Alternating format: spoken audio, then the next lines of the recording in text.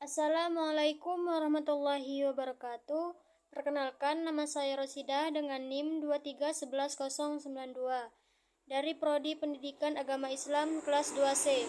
Dengan ini, saya ingin memenuhi tugas UTS Tadi Hadis dengan dosen pengampu Ibu Umi Habibah. Baiklah, saya akan menceritakan kisah tentang perjalanan hidup Aisyah radhiyallahu anha. Biografi Aisyah radhiyallahu anha. Aisyah radhiyallahu anha merupakan putri dari Khalifah Islam pertama yang bernama Abu Bakar As-Siddiq, sedangkan ibunya bernama Ummu Ruman binti Amir Hind Umaymir Al-Kinayah. Beliau lahir 4 atau 5 tahun setelah diangkatnya Rasulullah Shallallahu Alaihi Wasallam. Masa kecil Aisyah banyak dihabiskan bersama orang tuanya. Sedangkan ketika hendak masuk usia remaja, ia langsung berada di bawah bimbingan Rasulullah Shallallahu Alaihi Wasallam. Dari sinilah Aisyah secara lebih dekat mendapat pengajaran terkait ajaran Islam secara langsung dari Rasulullah Shallallahu Alaihi Wasallam. Berkaitan dengan waktu pernikahan antara Aisyah dengan Rasulullah Shallallahu Alaihi Wasallam, hingga saat ini masih terjadi silang pendapat di antara para ahli. Sulaiman An-Nabawi menyebutkan bahwa Rasulullah menikahi Aisyah di Mekah 2 tahun sebelum peristiwa hijrah. Namun menurutnya ada juga yang berpendapat 3 tahun sebelum hijrah, bahkan 1,2 tahun sebelum hijrah atau di bulan Syawal.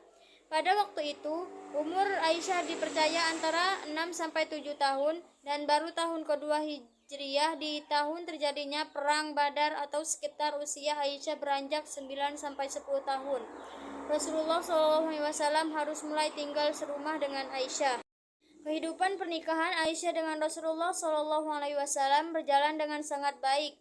Perbedaan usia di antara keduanya serta pengalaman pernikahan Rasulullah dengan istri terdahulu turut mendukung pembentukan rumah tangga yang sakinah, mawaddah dan warahmah. Tidak mengherankan jika hanya kalang dari umat Islam yang mengharapkan kehidupan rumah tangga mereka layaknya rumah tangga Rasulullah yang selalu diberkahi. Aisyah meninggal pada tanggal 17 Ramadan 58 Hijriah setelah menunaikan ibadah sholat witir. Kematiannya sendiri membawa duka yang mendalam bagi umat Islam, bukan hanya karena ia telah banyak memberikan kontribusi dalam pengembangan ajaran Islam berkaitan dengan masalah kewanitaan, tetapi juga ia merupakan sosok yang dikenal sebagai Ummul Mukminin, ibu orang-orang mukmin, istri Rasulullah Shallallahu Alaihi Wasallam. Kematiannya juga berarti memutuskan hubungan lahiriah dunia fana antara umat Islam dengan sumber yang memiliki hubungan langsung dengan Rasulullah Shallallahu Alaihi Wasallam. Aisyah dapat dikatakan sebagai peletak dasar kaidah hukum Islam yang berkaitan dengan perempuan. Aisyah radhiyallahu anha adalah perawi wanita yang paling banyak meriwayatkan hadis-hadis Rasulullah Shallallahu Alaihi Wasallam. Aisyah tercatat telah menghafal tak kurang dari 2210 hadis yang bersumber langsung dari Rasulullah Shallallahu Alaihi Wasallam. Aisyah juga banyak memperoleh informasi dan pengajaran tentang kehidupan rumah tangga dan masalah kewanitaan dari Rasulullah Shallallahu Alaihi Wasallam. Aisyah tidak mengherankan jika peninggalan Rasulullah Shallallahu Alaihi Wasallam banyak mengajarkan bermacam-macam ketentuan mengenai masalah kewanitaan kepada kaumnya.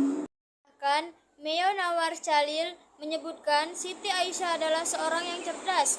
Ia adalah istri Nabi Shallallahu Alaihi Wasallam yang paling cepat dan cerdas memahami ajaran-ajaran Nabi Shallallahu Alaihi Wasallam. Kenyataannya juga menunjukkan bahwa Siti Aisyah adalah seorang ibu yang paling pandai dan ahli tentang hukum-hukum Islam, terutama hukum-hukum yang berkaitan dengan kaum ibu dan urusan rumah tangga. Riwayat yang bersumber dari Aisyah saat ini banyak tersebar dalam kitab-kitab klasik maupun modern. Riwayat tersebut tidak hanya menjadi pedoman bagi kaum wanita, melainkan pula pengembangan terhadap dinamika ilmu pengetahuan Islam bidang fikih, hadis, tasawuf, dan ilmu sejarah. Hadis-hadis yang diriwayatkan dari Aisyah diantaranya banyak berkaitan dengan perempuan dan kehidupan rumah tangga. Sedangkan ilmu tentang sosial, budaya, dan sejarah tidak lebih karena Aisyah adalah putri seorang Abu Bakar As-Siddiq yang dikenal piawi dalam ilmu sejarah, seluk-beluk bangsa Arab, silsilah keturunan Arab serta tradisi-tradisi Arab. Maka wajarlah jika Aisyah mewarisi ilmu dan seni ini dari ayahnya. Aisyah juga memiliki andil dalam dunia politik dan militer Islam. Dalam dunia politik, Aisyah turut memberikan kontribusi saran kepada umat Islam dalam hal pengangkatan khalifah, pengganti atau pemimpin politik Islam peninggal Rasulullah SAW, seperti yang terjadi pada pengangkatan Amir al-Mukminin pertama yang juga merupakan ayahnya sendiri, yaitu Abu Bakar As-Siddiq, dan Amir al-Mukminin yang kedua yaitu Umar bin Khattab. Aisyah tercatat pernah memimpin puluhan ribu pasukan dalam sebuah perang yang dikenal dengan nama Perang Jamal. Saat itu, Aisyah dibantu para jenderalnya seperti Talhah bin Ubaidillah, Zubair bin Awan, dan Abdullah bin Zubair. Sebenarnya, Perang Jamal adalah sebuah perang yang kompleks. Perang ini tidak boleh hanya dilihat sebagai perang saudara antara umat Islam yang dipimpin oleh Amir al-Mukminin Ali bin Abi Thalib dengan umat Islam yang dipimpin oleh Aisyah. Perang ini merupakan warisan legislasi dari upaya seorang pemimpin perempuan untuk mencari keadilan meskipun harus dengan mengorbankan nyawanya. Kehidupan rumah tangga Aisyah juga menjadi teladan yang baik bagi kaum perempuan dalam hal menjaga dan membina keharmonisan rumah tangga. Rasulullah SAW sendiri menjuluki Aisyah dengan panggilan Bu Mainah karena pipi Aisyah yang kemerah-merahan. Selama hidup dan menikah dengan Rasulullah SAW, kehidupan rumah tangga mereka tidak pernah mengalami persoalan berat, apalagi sampai mengalami perceraian. Bahkan setelah Rasulullah SAW meninggal, Aisyah tetap setia dan tidak menikah dengan laki-laki lain.